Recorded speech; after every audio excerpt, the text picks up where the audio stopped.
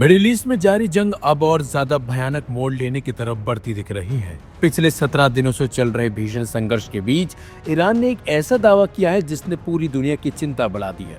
Iran का कहना है कि अमेरिका और इजराइल के खिलाफ इस जंग में उसे रूस और चीन से भी सैन्य सहयोग मिल रहा है। अगर ये दावा सही साबित होता है तो इस संघर्ष केवल क्षेत्रीय युद्ध न रहकर बड़ी वैश्विक शक्तियों के टकराव में बदल सकता है। ईरान के विदेश मंत्री अब्बास अरागची ने एक अहम इंटरव्यू में कहा कि चीन और रूस ईरान के रणनीतिक साझेदार हैं और मौजूदा संघर्ष में सहयोग कर रहे हैं। दोनों देशों के साथ ईरान का राजनीतिक और आर्थिक सहयोग तो पहले से है, लेकिन इस युद्ध के दौरान सैन्य स्तर पर भी समर्थन मिल रहा है। हालांकि उन्होंने इस सहयोग से जुड़ी कोई विस्तृत जानकारी साझा करने से साफ तौर पर इनकार कर दिया। अरागची ने कहा कि मौजूदा हालात में ईरान अपने सहयोगी देशों के साथ लगातार संपर्क में है और ये सहयोग कई स्तरों पर जारी है।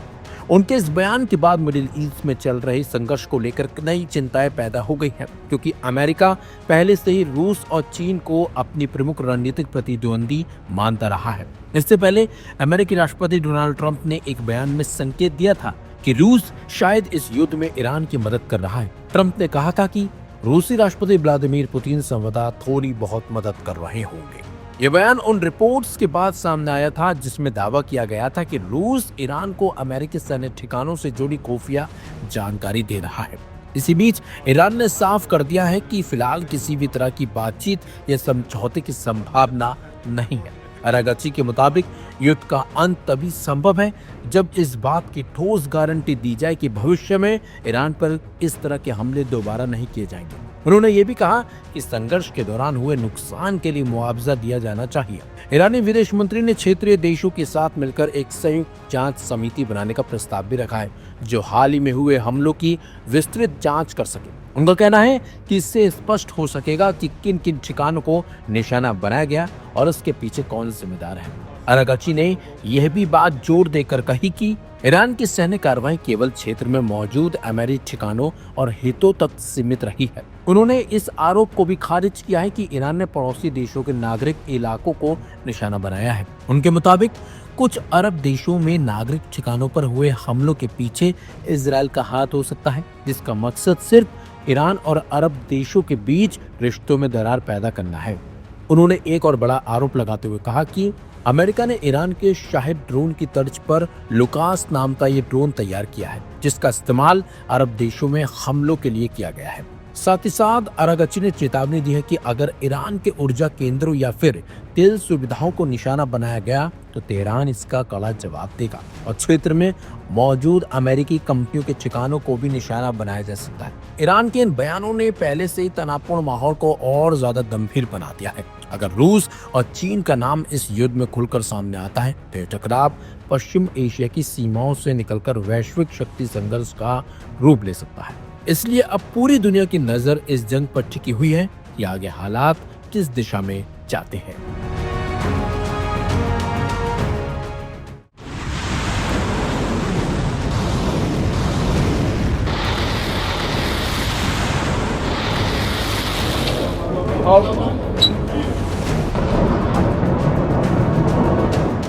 मिडिल ईस्ट में जंग का 17वां दिन है और हालात थमने की बजाय लगातार और ज्यादा खतरनाक होते जा रहे हैं। ईरान के सर्वोच्च नेता अयातुल्लाह अली खामेनेई की मौत का बदला लेने का दावा करते हुए ईरान ने खाड़ी देशों और इजराइल पर मिसाइल और ड्रोन हमलों की झड़ी लगा रखी है। ईरान के ताजा हमलों ने खास तौर पर संयुक्त अरब अमीरात के दुबई शहर को दहला दिया है, जहां भारी तबाही का दावा किया जा रहा है। सोमवार तड़के दुबई इंटरनेशनल एयरपोर्ट के पास एक ड्रोन हमले के बाद भीषण आग लगने की खबर सामने आई।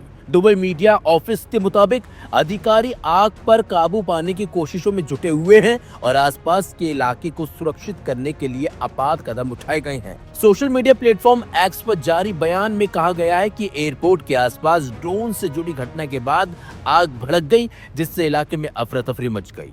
यह हमला उस चेतावनी के कुछ घंटों बाद हुआ जब ईरान के सरकारी टीवी ने दुबई और कतर की राजधानी दोहा के कुछ ठिकानों को निशाना बनाए जाने की आशंका जताई थी। ईरान ने दावा किया था कि इन इलाकों में अमेरिकी सेना के जवान मौजूद हैं और लोगों से तुरंत इन जगहों को खाली करने की अपील भी की गई थी। दरअसल 28 फरवरी को अमेरिका और इजराइल द्वारा ईरान पर किए गए हमलों के बाद से पश्चिम एशिया में भीषण संघर्ष जारी है।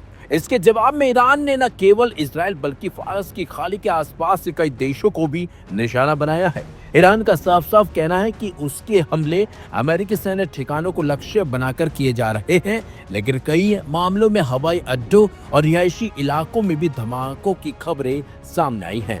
रविवार को खाड़ी देशों ने अपने ऊपर मिसाइल और ड्रोन हमलों की सूचना दी थी। संयुक्त अरब अमीरात, बहरीन, सऊदी अरब, कतर और ओमान पर अब तक सैकड़ों मिसाइल और ड्रोन दागे जा चुके हैं। हालांकि इन देशों की एयर डिफेंस प्रणाली ने अधिकांश हमलों को नाकाम करने का दावा किया है, लेकिन फिर भी नुकसान और दहशत का माहौल बना हुआ है। इस युद्ध का असर वैश्विक स्तर पर दिखाई दे रहा है। क्षेत्र में विमान सेवाएं बुरी तरह से प्रभावित हुई है और कई अंतर्राष्ट्रीय उड़ानों का रूट बदला गया है और तेल निर्यात में बाधा आने से दुनिया भर में ईंधन की कीमतों में बढ़ोतरी देखी जा रही है। युद्ध के मानवीय परिणाम भी गंभीर होते जा रहे हैं। अंतर्राष्ट्रीय रेड क्रॉस समिति के मुताबिक ईरान में अब तक 1300 से ज्यादा लोगों की मौत हो चुकी है, जिनमें 223 महिलाएं और 202 बच्चे शामिल हैं। वहीं इजराइल में ईरानी मिसाइल हमलों में कम से कम 12 लोगों की मौत की बात सामने आई है और कई अन्य लोग घायल हुए हैं। इसके अलावा इस संघर्ष में अमेरिका के कम से कम 13 सैनिकों के भी मारे जाने की खबर है। लेबनान में भी हालात बदतर होते जा रहे हैं। इजराइल द्वारा ईरान समर्थित हिजबुल्लाह के खिलाफ किए गए हमलों में 800 से ज्यादा लोगों के मारे जाने की खबर है। वहीं 8,50,000 लोग अपने घरों को छोड़ने को मजबूर हो चुके हैं। इसके अलावा खबर यह भी है कि एक बार फिर इजराइल में हमले तेज हुए हैं। तेल अवीव में कई इलाकों में धमाकों की खबरें आई और कुछ इलाकों में ड्रोन अटैकों की भी तस्वीरें सामने आई हैं, जिससे साफ है कि तेल अवीव में भी भयानक तबाही जारी है ईरान की ओर से।